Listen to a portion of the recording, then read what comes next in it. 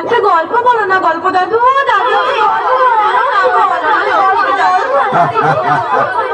আরে বলছি বলছি, তোরা থাম, চুপ কর, লক্ষ্মী হয়ে চুপটি করে সবাই বস। চুপ চুপ, সবাই চুপ। দাদু গল্প বলবে। গল্প বলা শুরু করলে কিন্তু একটাও কথা না, কেমন? ঠিক আছে? ঠিক আছে, আমরা কেউ কথা বলবো না। হ্যাঁ, আমরা কেউ কথা বলবো না, কেউ গন্ডগোল করবো না। এই একদম কথা বলবি না তুই। তুমি গল্প বলো দাদু। হ্যাঁ, তাহলে শোন।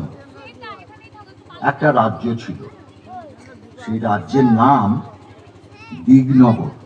দিগনগর? সে এবার কোথায় দাদু? এই আবার কথা বলছিস? দাদু চুপ করে থাকতে বলেছে না? বারে কথা বললাম কোথায়? দিগনগর দেশটা কোথায় জানতে চাইছি। দিগনগর অনেক অনেক দূরে, সাগর নদী জঙ্গল পাহাড় ছাড়িয়ে সে এক রূপকথার দেশে। ও বুঝেছি, তুমি রূপকথার গল্প বলবে তাই না গল্প দাদু?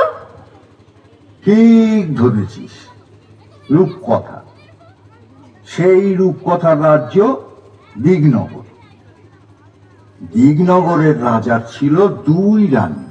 সুরানি আর দুরানি। হ্যাঁ, ছোট রানী সুয়োরানী।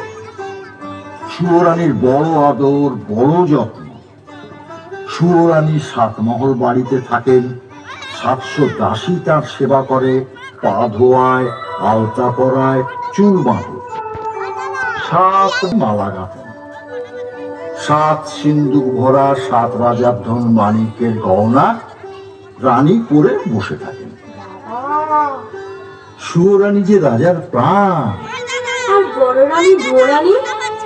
বড় রানী যুবরানী তার বড় অনাদর, বড় অযত্ন।